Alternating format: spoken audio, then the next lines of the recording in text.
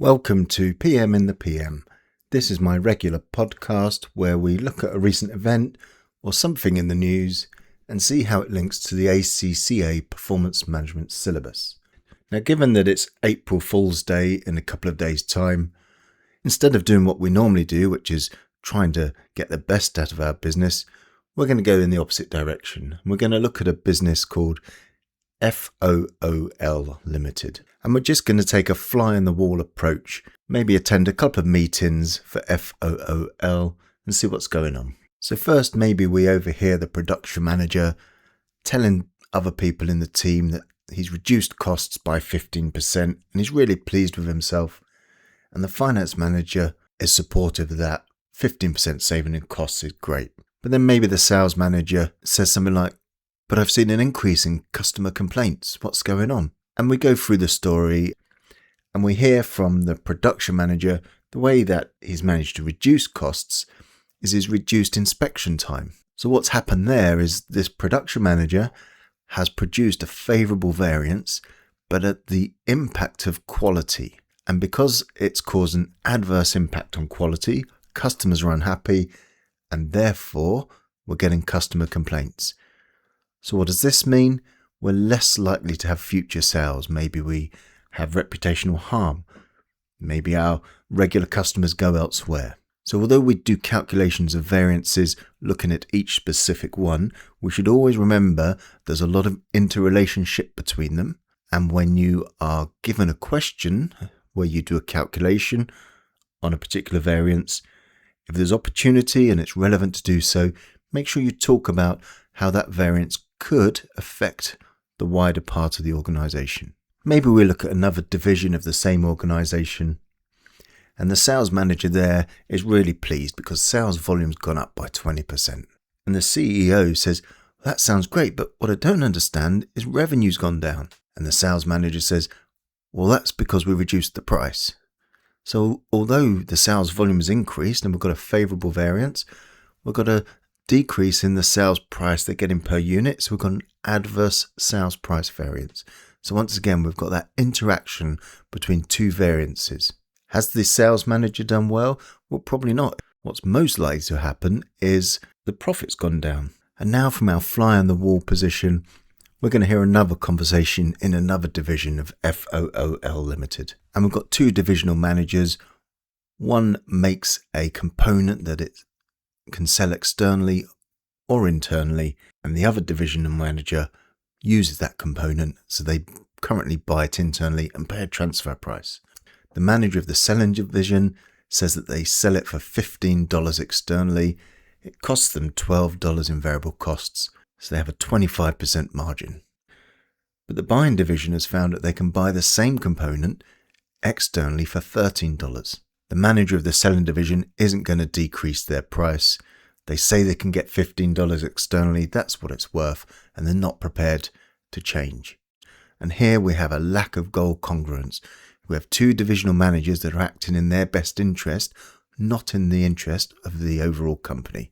What they should be doing is looking at what the maximum price the buying division is willing to pay and what the minimum price the selling division should be willing to sell for. Now, if the buying division can buy it for $13 externally, that's the maximum they're going to be willing to pay. The selling division should be prepared to sell for $12 because that's their variable costs.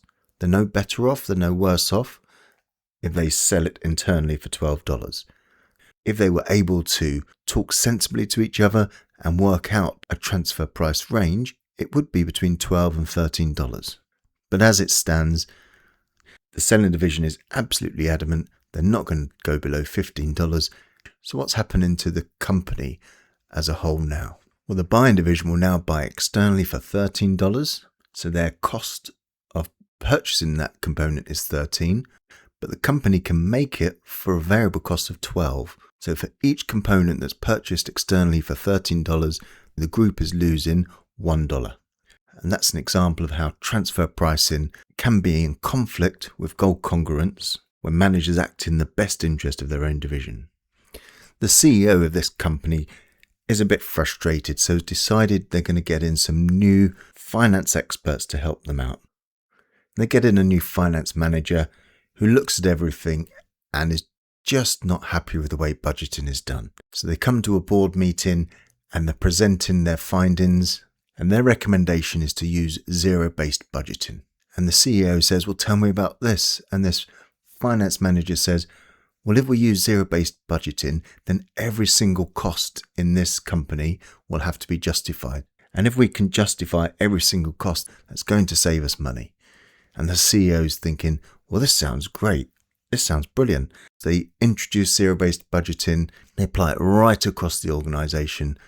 It costs them a fortune. It takes a lot of time. It distracts them from what they're meant to be doing. But because the CEO's behind it, it pushes through despite all of that pain.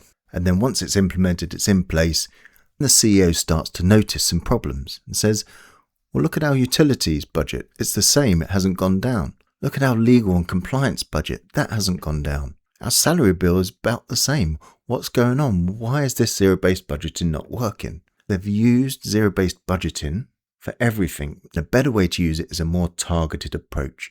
When is it best to use? It's best to use for discretionary costs. Costs where you have an option to either go ahead or not. So marketing would be a good example.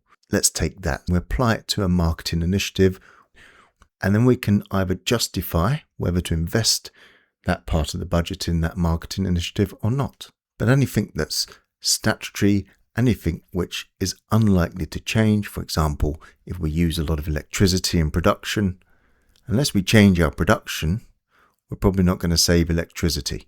And one of the mistakes that this company's made here is they've assumed they can only use one budgeting mechanism. But in reality, you can blend them. So you can apply zero-based budgeting to some elements of your business, and then you can use one of the other budgeting methods. In this case, for things that aren't discretionary, maybe that aren't changing, you would use an incremental approach. So the board is a little bit annoyed now that things aren't working as well as they should be. So they decide we need to create some targets. So after a long discussion in a board meeting, they decide they're going to have a 30% cost reduction next year and achieve 25% growth. And they send this information out to the whole organisation. These are the targets, everyone. Although it might be nice to reduce costs by 30% and grow by 25%, is that realistic? It's very unlikely that both of those, or even either of those, would be achievable. Most companies don't see that sort of growth and don't see that sort of cost reduction. And by creating targets like this, you could call them impossible targets. No one tries to meet them. No one is going to try to achieve that because they just know it's impossible. And it's easy to think of numbers like this in isolation, but what behaviour will occur? Probably no change in behaviour at all. Whereas if these targets were more realistic, and if these targets had buy-in from the employees in the organisation, the chance of getting the behaviour change that they wanted is much more likely. So I hope you have a great April Fool's Day. I hope no one tricks you. And hopefully by listening to this podcast, you've got some ideas there of the sort of things you could be thinking about when you're studying PM and when you're answering questions in PM. And I think the take home here is very little happens in isolation. So although you might get given a question where you're doing a calculation, or you form a bit of a narrative around a specific tool or technique from PM, if the question allows it, think a little bit wider, because that's often where the hidden marks are. We saw this with variances. Don't just think of a single variance. Although your calculation will be on that single variance, remember, a favourable variance on one part of the organisation could cause an adverse variance elsewhere, or could adversely impact quality, for example. So thanks for tuning in to PM in the PM. I hope you found this episode informative, and please give me feedback and share this with any colleagues who you think might find it helpful.